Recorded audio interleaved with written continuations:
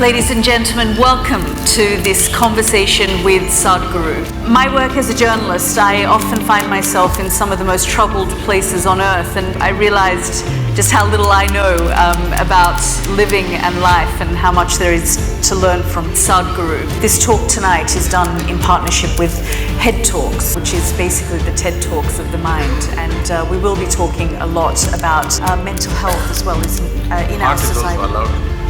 Heart is also allowed. Heart is also allowed, great. We'll talk a little from the heart as well as the head.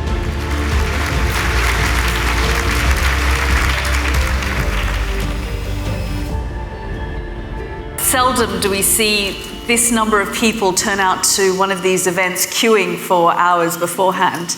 But that really comes down to the power of Sadhguru and the visionary that he is. He obviously needs no introduction. As you know, he's a mystic, a visionary, a yogi, a teacher, a humanitarian, and someone that we can all learn something about how we live life. Just earlier, we were speaking in the green room about some of the atrocities and some of the things that have happened over the last few weeks and the sorts of things that we witness on a daily basis. And the kind of conversations that we were having in there, I realized just how little I know about living and life and how much there is to learn from him.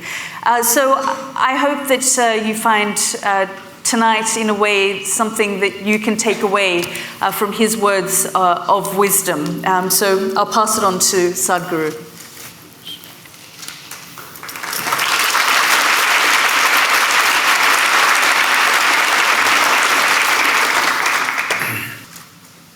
Jananam sukadham maranam karunam milanam maduram smaranam karunam Kalavashadiha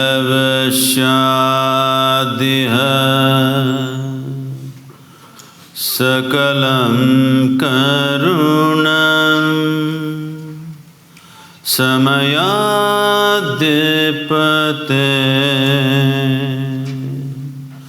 Akilam Karunam. Good evening everyone. Sadhguru, can you tell us a little bit about that chant and what it means? Well, I'm just not going by the word meaning, but the overall meaning would be, birth is a certain pleasure and joy, but death is compassion. When you have lived enough, the relief of death is fantastic. The worst thing that could happen to you is that suppose you have to live forever.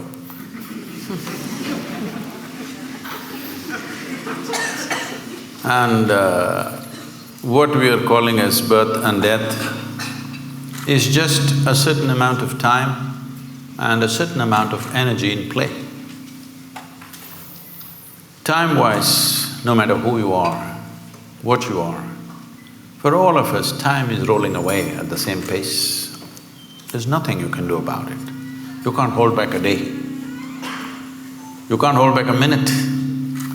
But our life energies are in our hands. If we take charge of this, then in a certain way, we have mastery over time. If your experience of life, by taking charge of your energies, you make it very intense, then how you live, if you live here for a year, it may feel like you live here for 100 years because of the sheer intensity of your existence. And also in terms of activity, if you organize your energies well, what somebody may do in 10 years, you may do it in 1 year. So in terms of impact, if you live 100 years, you lived 1,000 years. So essentially, we're talking about organizing that we can organize and coming to terms with that which we cannot organize.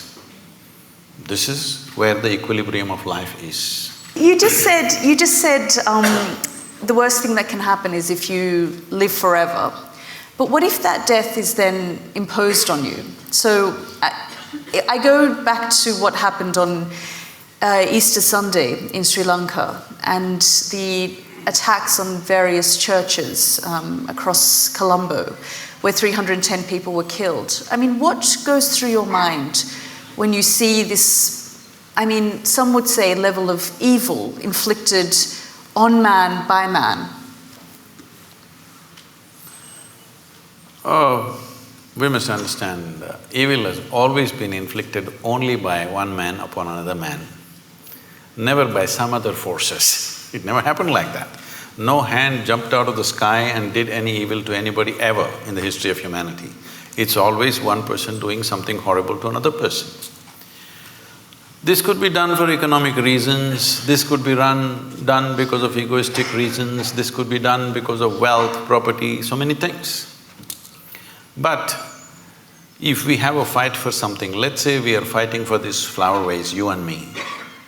At some point if we fight enough, either some wisdom will arise in you or me and say, okay, you keep it, but I don't want this nonsense going on forever.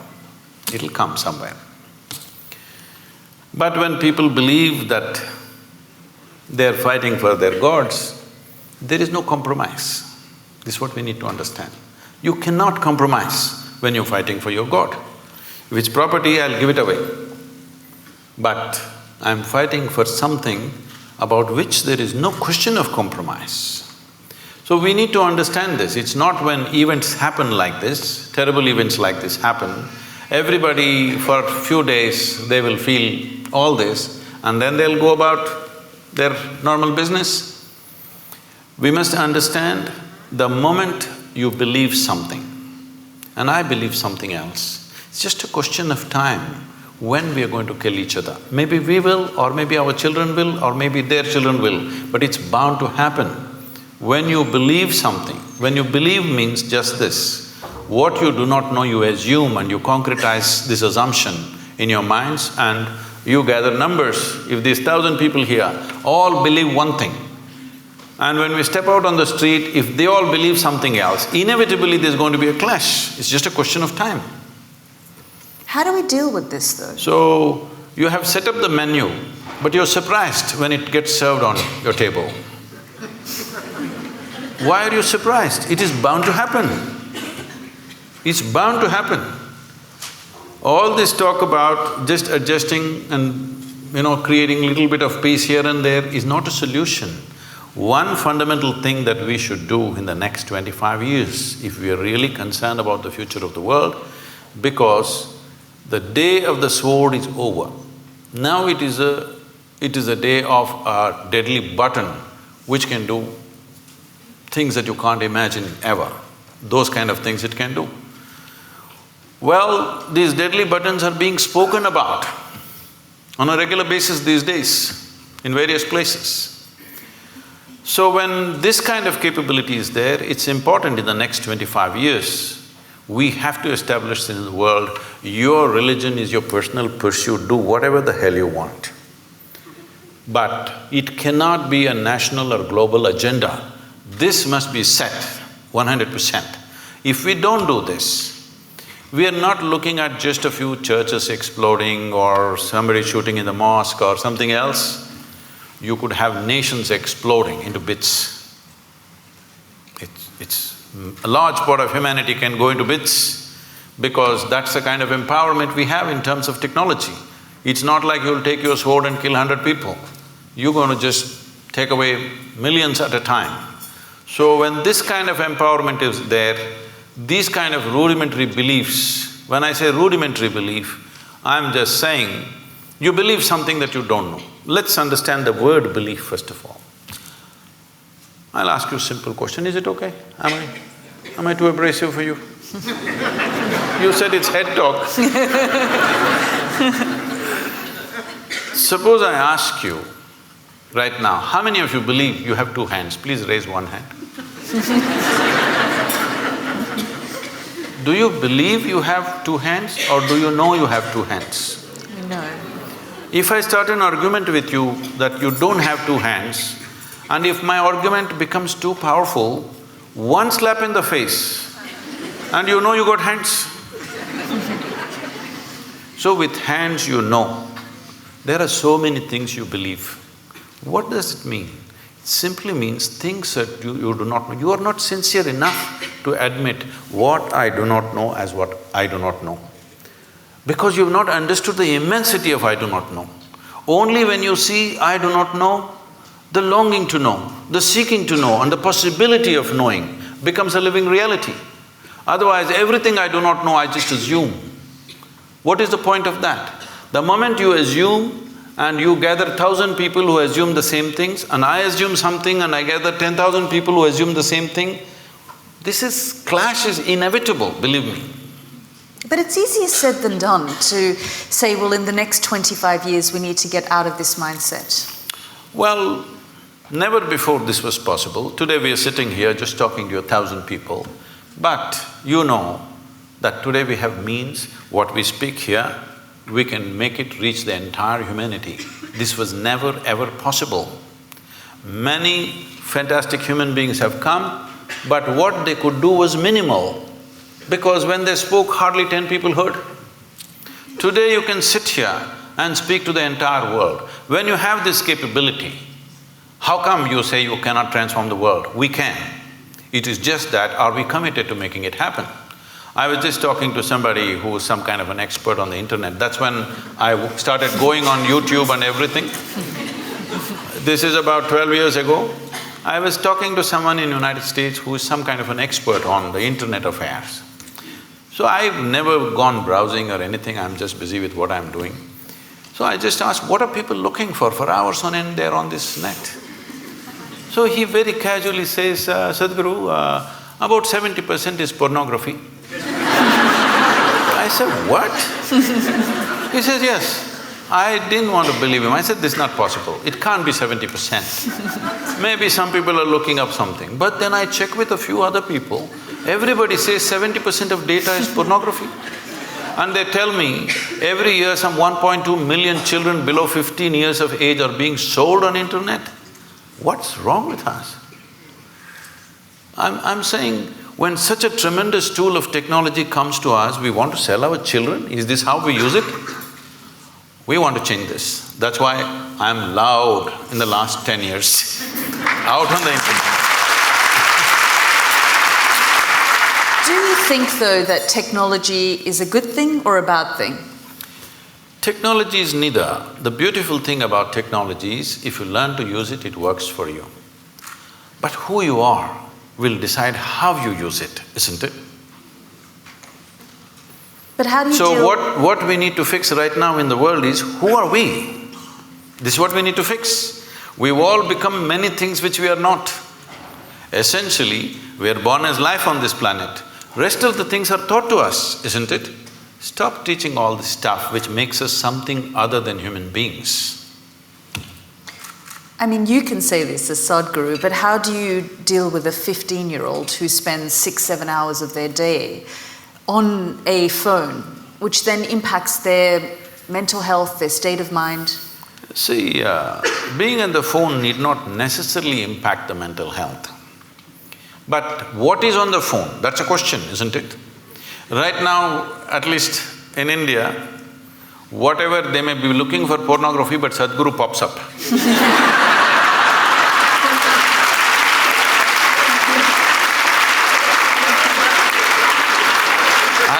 I'm telling you, I'm saying this with a certain glee, because you know, I'm just walking in Bangalore city. Some 12-13-year-old boys, from a bunch of them, they say, hey, Sadhguru, Sadhguru, and they come running. I said, hey, you idiots, how do you know who I am? They said, no, we watch your videos, Sadhguru. I said, what? Your mothers must be forcing you to watch my videos? They said, no, in our class, all of us are watching your videos.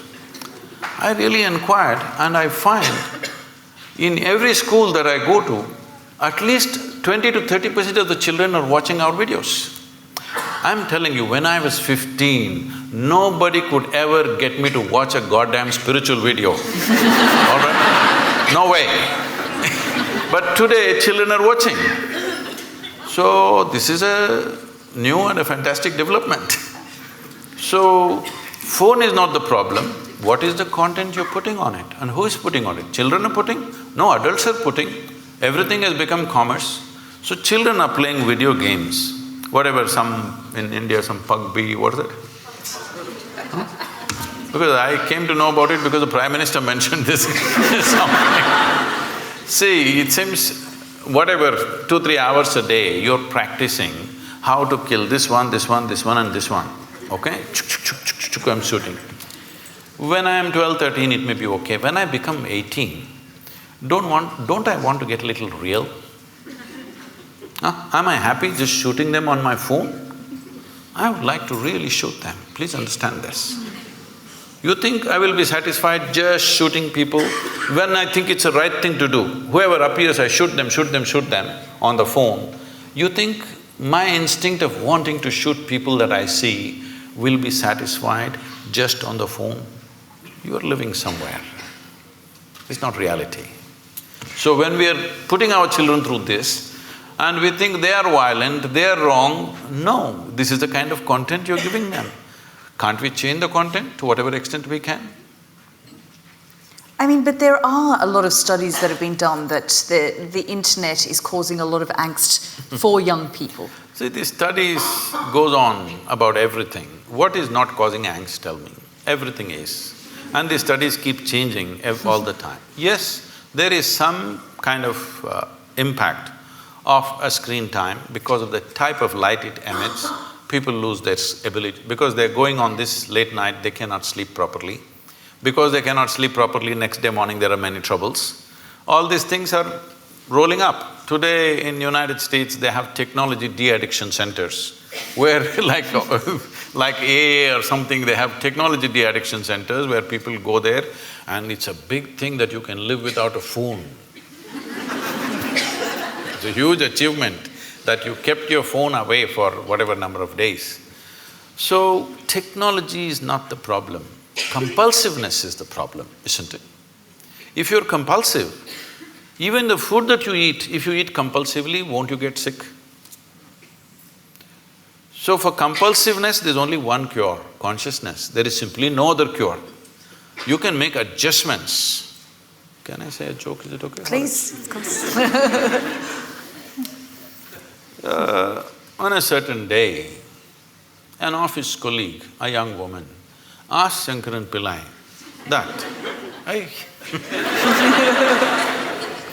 that if she could get a lift in his car. So, he took her in the car and he was driving. When it got a little lonely part of the road, he pulled the car aside and he suddenly became like an octopus. That is, his limbs were all over her. She pushed him away and said, "You fool, what are you trying to do? I thought you were a decent fellow and I came with you." He said, "I'm sorry, I quit smoking."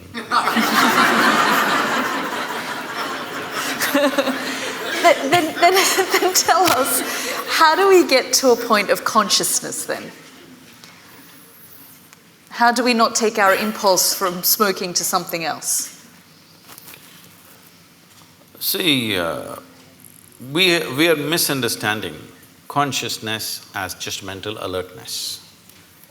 Mental alertness will help you to survive better. Consciousness is not about that. See, you know that you exist right now only because you're conscious, isn't it? You are conscious right now. That's why you know that you're here. Suppose you fell asleep. You don't know that you exist, isn't it? You don't know the world exists, nor do you know that you exist, simply because you're somewhat unconscious. Does it mean to say you're completely unconscious? No, you're still conscious when you're sleeping, but not conscious enough to notice the presence of many things. So consciousness is not whether it is present or absent, it is always there. The question is only the intensity and the volume of it. If we have to use an analogy, right now see, the lights are focused on us, so both of us are clearly seen. There are people hiding in darkness. Suppose you dim the light further, all these people will disappear, only two of us will be there. If you increase the voltage, suddenly they will all appear. They were always here. They were here all the time. Because the lights were dimmed, I could only see you and nobody else. If the lights were up, then you could see. This is all consciousness sees. Everybody is conscious. Question is how conscious. So to increase or to raise consciousness, what have we done in the societies? Our entire education system is just about survival, one being better than the other. How can you be conscious when you're competitive? When all you want to do is be better than somebody. Your only joy is other people's failures. How will you be conscious? When you're enjoying other people's sufferings, other people's failures. This is what being number one means. I'm the number one means what? You're number 10. That's my joy. So I think this is sickness. From kindergarten, you're spreading this sickness into children and you expect them to be fantastic. It won't work like that. So do we need to change our systems? Oh, definitely.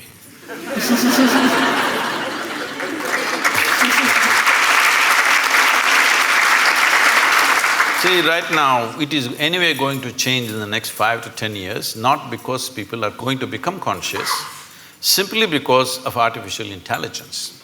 For a long time, I always wondered, even when I went to the school, an idiotic person who's read a book a few years ahead of me suddenly is acting like they're something superior.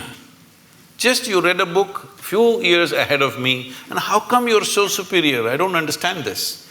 If you're a scholar, you read a few books. If you're a religious person, you read just one book and somehow you're superior. How come just by reading one book ahead of me, you become a superior life? All this is going to be demolished in the next 5–10 years' time. My phone will be able to do 10 PhDs a day. It has enough memory to do that. So all scholars, religious people, people who just keep on vomiting their stuff that they've read elsewhere, this will be nothing. This will be nothing. So, see, there was a time, I remember this very well, in Mumbai port, when the first gantry was installed to load and unload the ships, about 35–40 years ago maybe, all the labor protested, they went on strikes. Then I was in I'm interested in this thing, so I was visiting some ports recently. I was inquiring what was the size of the vessels then, what is the size of the vessel now, how much time does it take to load, unload. At that time, the biggest vessels were about 30,000 tons or 35,000 tons, in that range. Today, most of the vessels are over 100,000 tons, some of them are 250,000 tons. But at that time, they were taking 26 to 28 days to unload one ship. Today, they unload a ship in less than 24 hours and they're unloading 12–15 ships at the same time. That is, in one day, 12–15 ships are unloaded. Why? Because from man's muscle, we move to machine. Right now, all the professors, scholars, all of them are crying, what will happen to our jobs? It's the same situation. What you could do with your intellect, a machine is coming which can do better. My first brush with artificial intelligence, as I saw it, was when I was 13 years of age. Today's children, everybody is on the iPads and screens all the time. When I was 13, for the first time, I saw a flatbed calculator.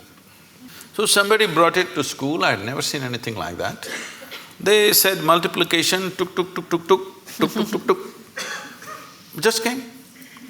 Immediately I felt offended because if it can be done like this, why the hell are they torturing me in the arithmetic class?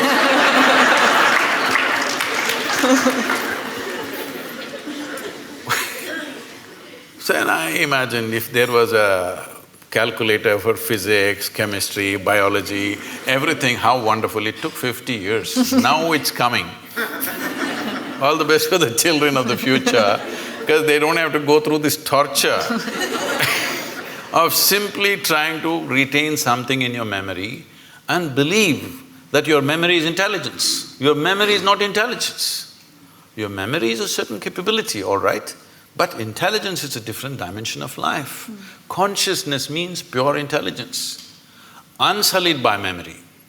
Now if I look at you, oh, I know Yalda, oh, she's good, she's bad, she's my friend, she's my enemy, this, that, so much nonsense in my head. What happens now is, I don't see you the way you are right now. Yes? If my intelligence is sullied by my memory, I cannot see you and experience you the way you are right now. If I don't see you right now the way you are, I cannot see this flower the way it is right now, I cannot see the sunrise, I cannot see the sunset. For everything I have a stupid meaning in my head. There is no meaning in the phenomena of life. There is no meaning to sunrise, there's no meaning to a flower, there's no meaning to a cloud, there's no meaning to anything. It's just that it's fantastic, that's all. Meaning exists only in the psychological framework of the human being, and these meanings are simply because we are constantly dipping into our memory. In traditional terms in India, when we see people living out of their memory, we say, ayyo karma. That means past memory is ruling them. They will never experience life. They will just recycle the same stuff. Is it possible to shed or leave behind memory? I'm sorry? Is it possible to shed or leave behind your memory? See, you don't because have to it's shed part of your memory. identity. No. If you shed your memory, you will again walk into the same pits that you walked in the past. Memory is not to be shed, it needs to be carried little loose, that it is not sticking to you all the time. See, your entire body right now is just memory.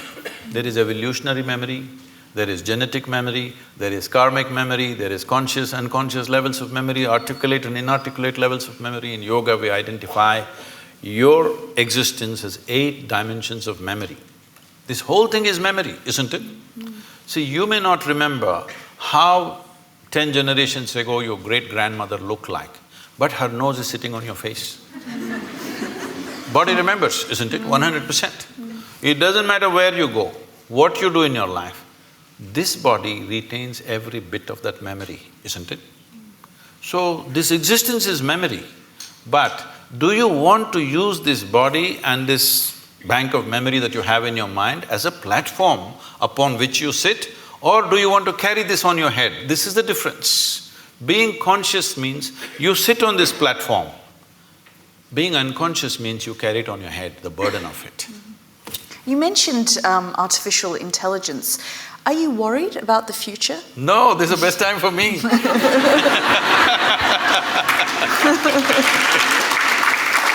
See, if, let us say, right now, you have read 10,000 things and you remember all that. I have not read anything. So, the value that you have is only the memory you have. But now I have a little gadget which knows 1,000,000 times more than you know. So now what is the value for you and me? What kind of a human being I am is the only value, isn't it? What nonsense you carry in your head is of no value. So this is a great time for me. This is great time for humanity, because now you being a human being will become more important than what nonsense you carry in your head. I'm sorry, this is head talk. So are you saying then that we are living in the best time in history? Definitely. Is there any question? Never before human survival was as well organized as it is today. If you had to start your morning, you had to take a bucket and go to River Thames, which is a mile away, and carry this bucket full of water. Tell me in this room, how many people are even fit enough to carry a bucket full of water for a mile? Now we're complaining because the warm water is not coming. There are two knobs you have to turn for warm and cold water. You want a single knob, so people are freaking in the morning. 2 knobs have to handle. So, survival is better organized than ever before. When our concern was survival, we couldn't pay attention to other dimensions of life. See, once you come as a human being, if you had come as any other creature, stomach full, life settled. Once you come as a human being, stomach empty, only 1 problem, stomach full, 100 problems. Why this is so is, our life is not fulfilled with survival. When our survival is in question, we are just like any other creature. Only when survival is fulfilled, the dimensions of being human kicks in into our experience. When you're thinking of where is my next meal, we don't expect you to be very human. You lose it in many ways. Now survival is settled for a large part of humanity. Unfortunately, there's still populations for whom it's still a struggle. But I would say at least for 60% of the population on the planet, for the first time, survival is better organized than ever before. The world is safer than ever before, though people are constantly complaining. Well, you're talking about Sri Lanka, yes, it's an unfortunate incident. But 1,000 years ago, if 1,000 people died just 100 miles away, you would be sitting here thinking world is super peaceful. Yes or no? Today it's because of BBC that somebody dies somewhere, the blood flows into your sitting room. It's a good thing, at least your humanity is being evoked, otherwise it'll sleep. So I'm saying, in terms of violence, we are more peaceful than ever before. Our survival is organized better than ever before, and above all, our ability to communicate is better than ever before. These are not small things. Now the question is, what are we going to communicate? Are we going to abuse each other? Are we going to throw dirty things at each other? Or are we going to do something that will transform us as a generation, because this is our time on the planet? Are we going to make this the greatest time in the world ever? Or are we going to let this pass? That's all we have on our hands. What else do we have? That's all we have. All we have is a little bit of time, isn't it? Hello? All we have is a little bit of time. But most people think they're immortal. That's why they don't do anything. Because they think only other people die. They don't understand you and me will die. When we are born, we are geared to die. So it's only a question of time. Time is ticking away right now. As you sit here, from the time we came and sat here, we're 20 minutes closer to our graves, all of us. Yes, if you're conscious, if you think about death once in a way, it'll become a morbid thought. But if you're conscious that you're mortal, you would organize your time in the most productive possible way, isn't it? Are you worried about global leadership though? I mean, you say we're living in the best time it's the best time for us in terms of survival and technology, but if we look at the global phenomenons at the moment, I mean, even if we look at what's happening in this country with Brexit and identity politics and people feeling like they need to belong to a certain type of thinking or group on either side of the spectrum, is that not dividing us more and more?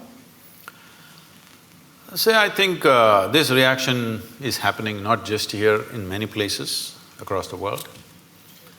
I've been talking to media and others saying, don't push the pendulum too much on one side, it'll inevitably swing the other way around. So people have been pushing it too much on one side about politically being correct, saying the right word, not the right thing. The right word you must use. If I say mankind, women will react. I'm saying, is everybody so screwed up in their head? All the time they're discriminatory? I don't think so. Some people are, of course. But today it's become like this. You know, it was very natural for me, if you see a child, you want to pick up the child, you want to do something, you want to talk to them, you want to hug them, whatever, because it's like a fresh flower. But today, you don't know whether to touch the child or not, because people are making such a big deal about it. I am not saying there are no issues, there are serious issues, this which needs to be addressed.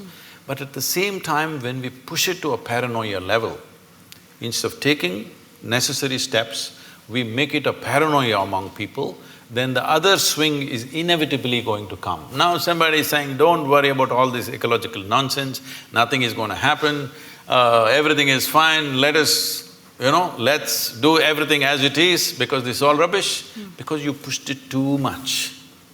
This is very important to understand, people who are concerned in this world.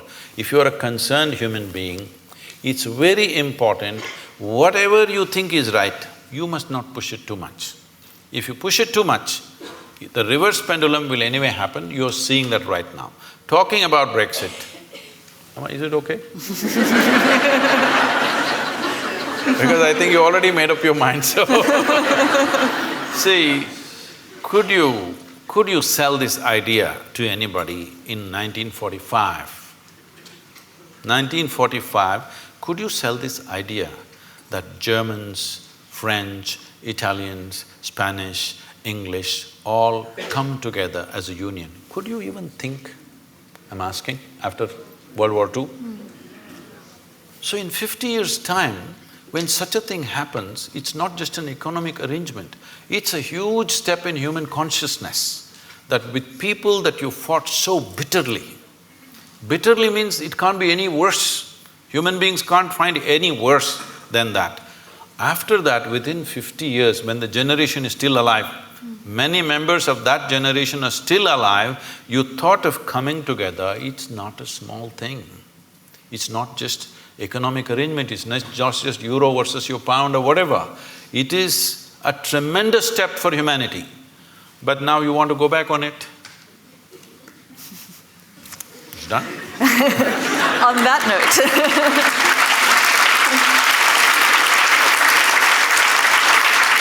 On that note, I just want to open up to the audience and give you a chance to ask some questions from Sadhguru. Just stand up, introduce yourself, and we'll start here on the front row. I'm Meenakshi and I work in technology, Sadhguru. So thrilled and privileged to be here, feeling blessed. Thank you. My question is that in Kali Yuga, is it possible to take the Advaitic meditative route to try and get in touch with your consciousness without a guru and the guru mantra? Or should one pursue Namasmaran and Bhakti Marg as the way one tries everything but is flapping in the wind? See, you're a technology person, and I'm asking all of you.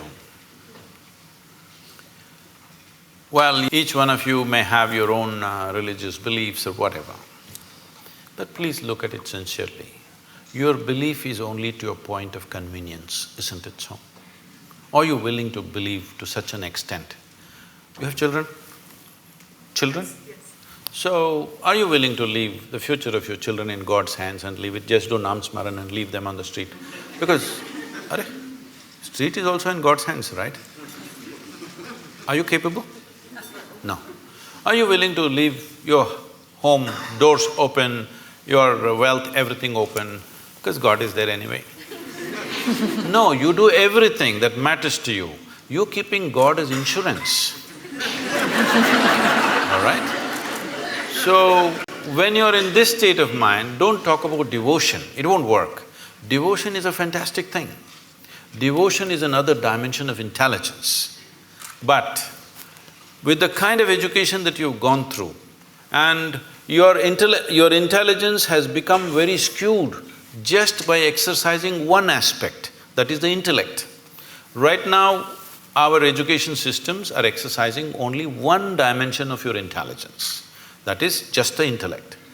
If I ask you a simple question, would you want your intellect to be sharp or blunt, all of you? Make a choice, I'm going to bless you. So you want it sharp. So essentially, it's a cutting instrument. So let us say you have one knife in your hand and you want to do all the activity of your life with the knife. Well, you can cut things well with a knife. But if you want to stitch your clothes, you use a knife. You will inevitably be in tatters, isn't it? That's all that's happening today.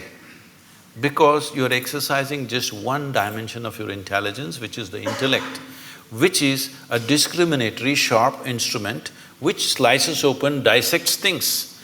Now, I want to know something physical, I want to dissect it. Now I want to know you, shall we dissect you? Is that the way to know you, I'm asking? If I dissect you, will I know anything about you? Is it possible, I'm asking? By embracing you, by including you, I may know something. By dissecting you, what will I know? What will work for a physical substance, you're trying to apply to your own life. It's not going to work like this. See, the more educated people are becoming, the more disturbed they're becoming, Education should have settled them, isn't it? Education should have enhanced life. But tell me, who is causing maximum damage on this planet? Educated people or uneducated people? Hello? Educated people, isn't it? Educated people should have been the solution. Educated people are the problem. Simply because we are using a knife for everything. If you wonder this thing, there was a time when I was crisscrossing India on my motorcycle. So one whole night I've been riding. I'm somewhere between Madhya Pradesh and Uttar Pradesh, I don't know which state, somewhere around there in the border. So early morning around 6:30, I end up at a tea shop. Full night I've been riding. Then, people who ride motorcycles, they will know one problem is always that every 500 kilometers those days, the chain will become slack. So you have to take off a link and put it back, tighten the chain. This is a very easy job, but it's messy because of the grease and stuff, your hands will become messy. So I'm just about preparing for breakfast, I'm not willing to mess. Then I see on the opposite side a shack which says Mubarak Mechanical Works. Then I see a young boy there and I say, "Hey, can you tighten my chain?" He said, yes, full enthusiasm. Then he goes inside and brings his tools. What he brings? He brings a chisel and a hammer. Then I say, "What, you going to do with that?" He said, "Yeah, I can do it." I said, "Wait." Then I walk into his garage and look, only what he has is chisel and hammer. He can fix it, but after that, that's the end of it. So right now, this is what you're trying to do. You're trying to fix everything with the sharpness of your intellect. You will become a mess. The more you do it, more mess you will become. Only satisfaction you have is, you know words and things that other people do not know, but you are a total mess. Yes, because the other dimensions of intelligence have not been opened up in this society, largely. Not everybody, but largely. There are no systems to open up other dimensions of intelligence. So when we say devotion, we're talking about a completely different dimension of intelligence. Devotion is not about belief. Devotion is not about going to a temple, church or mosque. Tell me, is there anybody in this world, either in sport, art, music, business, spirituality, whatever, has anybody done anything significant without being absolutely devoted to what they're doing? Has it happened? So devotion is another dimension of intelligence. If you exercise that, life will be very beautiful. But it does not mean that you can simply believe that devotion has become deception because it's a deal. Right now the deal is like this, "Dear God, I will give you 10 pounds, will you give me million?" I'm saying, when there's not a single idiot on the streets of London who's willing to make such a deal, how come the source of creation is willing to make such a deal with you? So what do you think of organized religion then? I generally don't think about it.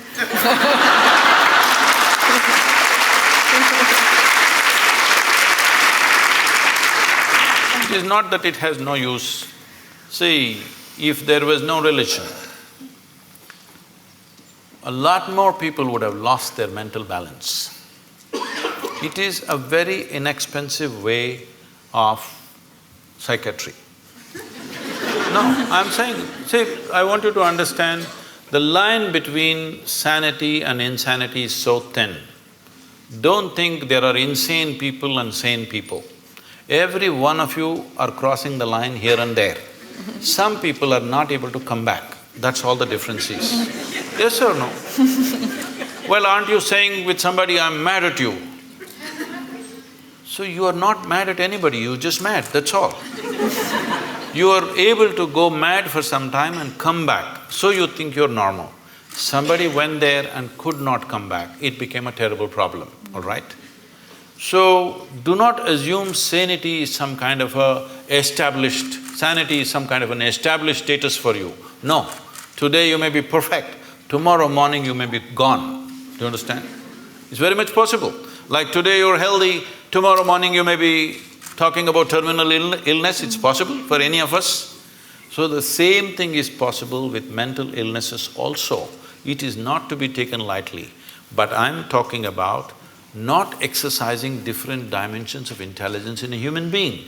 Making an education system which is all like a factory extruder, everybody has to come of the same shape and form.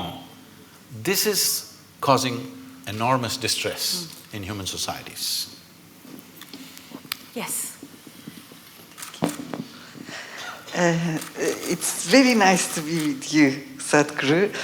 I wanted to know about Adiyogi because I've learned and I studied some yoga for years and I never heard about Adiyogi except from you. Oh, you thought Madonna invented yoga, is it?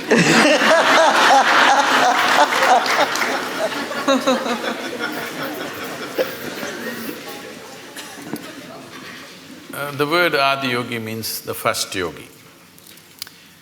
We don't know the exact time, but it's somewhere over 15,000 years ago. That much we know because of certain relics we have found and certain things that have been said, certain astronomical phases that they've talked about. Based on this, we estimate it's over 15,000 years ago, we don't know the exact time. So the significance of Adiyogi is this: for the first time, for the human beings, he said, if you are willing to strive, you can cross all the limitations that nature has set up for you. Only thing is if you're willing to strive. And above all, the most important thing of this is, he's the first one. I don't want to take the credit away from the English people. Charles Darwin spoke about evolution about 150 years ago. You had a 200th birth anniversary recently. So, Adiyogi spoke of evolutionary process over 15,000 years ago. He spoke in a different language.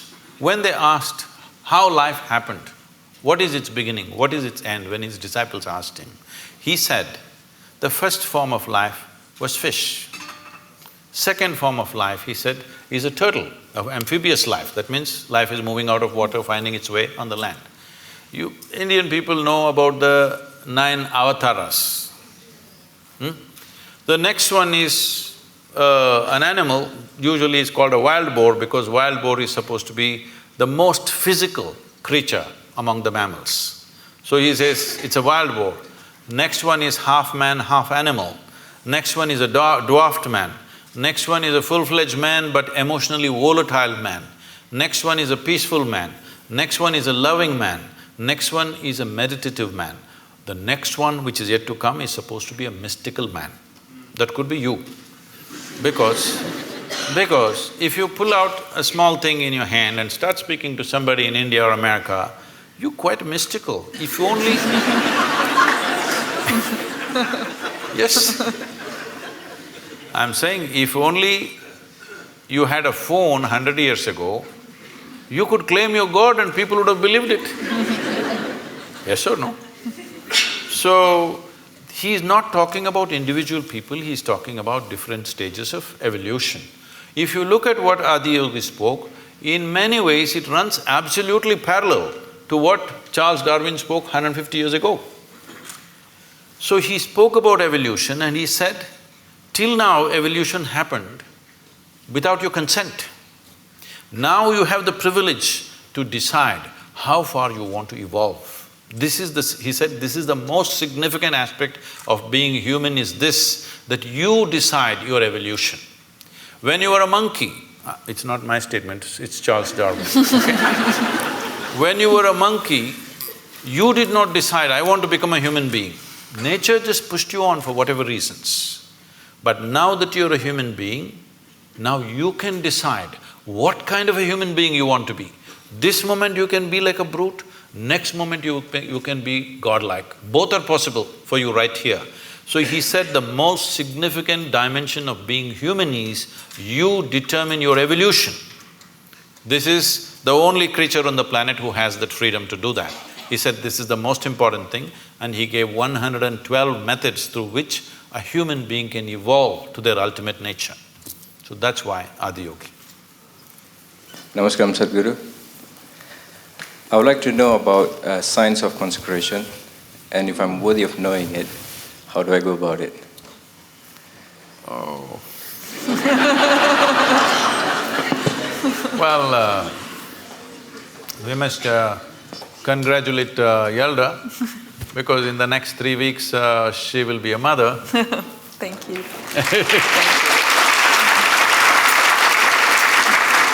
This is terrible gender discrimination because only women are ever allowed this privilege.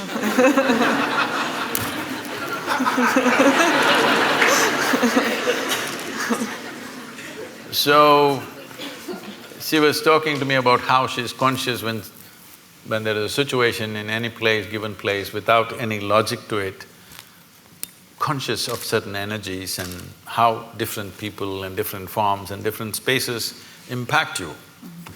So the science of consecration is just this. The best material to consecrate is a human being. Because of all the physical forms on this planet, this is the most evolved physical form. The easiest thing to consecrate is a human being.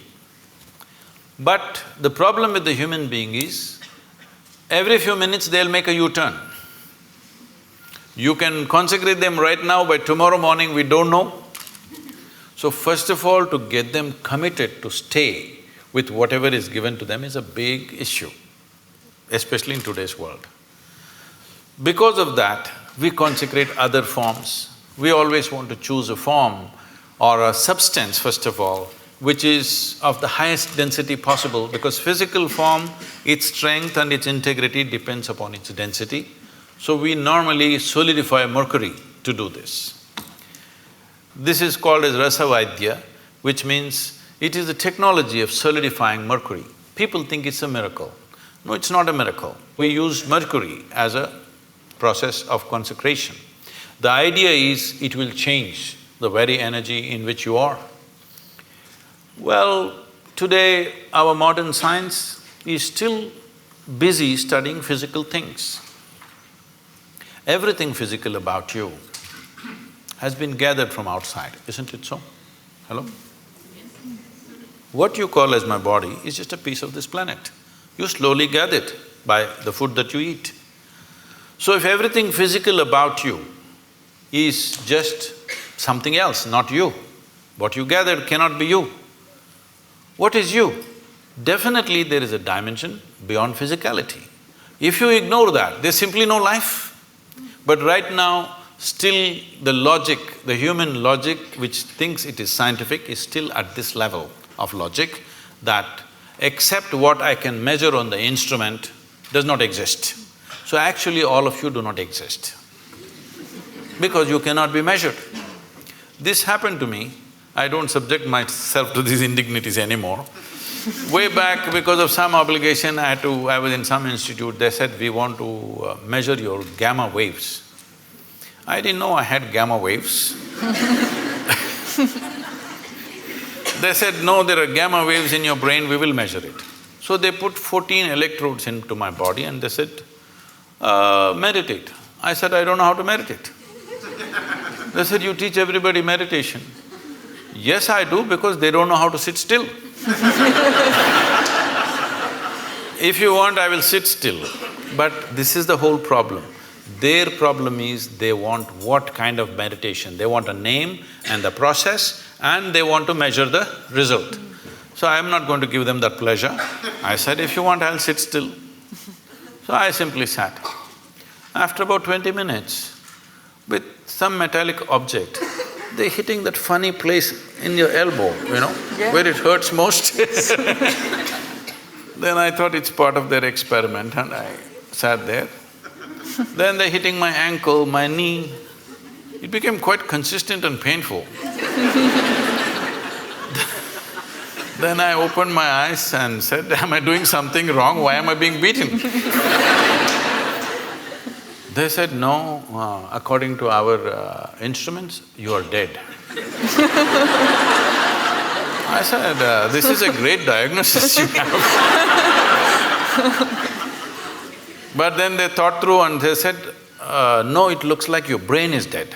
I said, I will stay with the first opinion. I am dead like this is okay with me. Brain dead if you give me a certificate. That's not going to be good. Why I am saying this is, the essential life that you are, you think you are going to measure it in some instrument?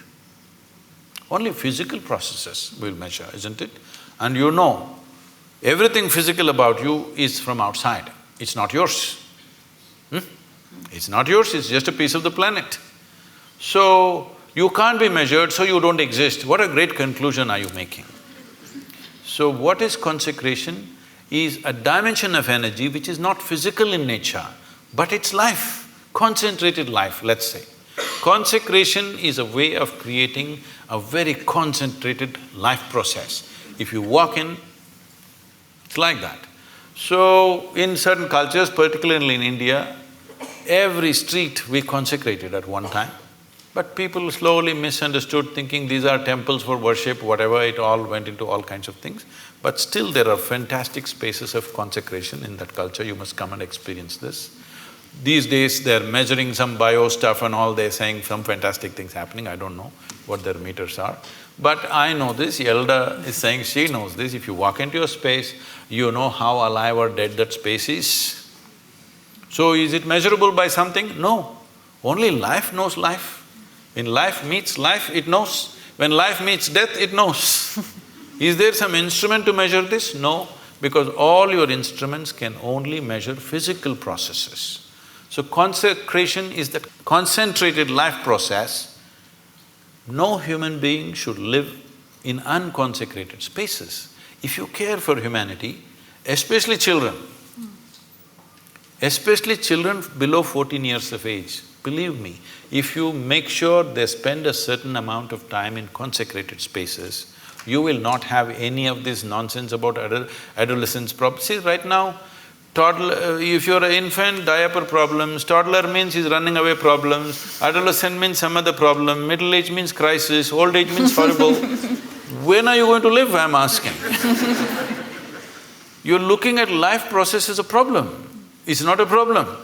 You are making it a problem because you're trying to fit life into your intellect.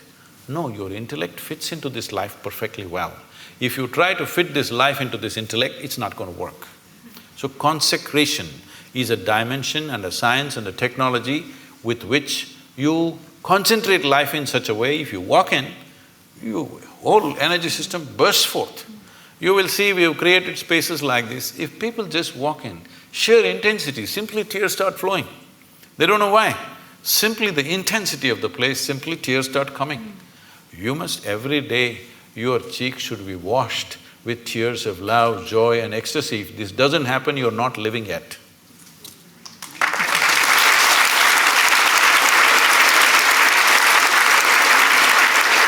Sadhguru, we've just got a few more minutes left, but I wondered, I mean, it was such a beautiful thought that you've just left us with, but I wondered if there was some final thought or a mantra or something that you can leave our audience with before they go home.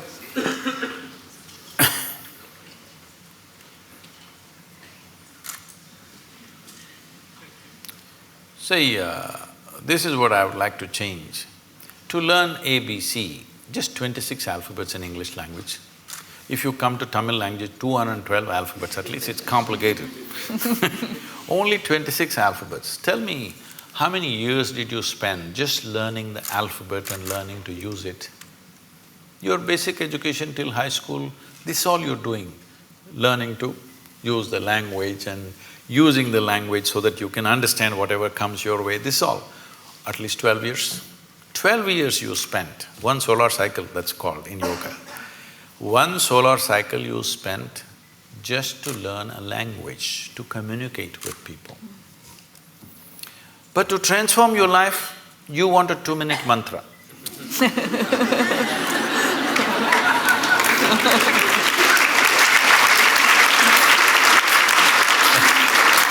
That is what she was trying to say, because certain people told you that if you just utter this so many syllables, everything will be transformed.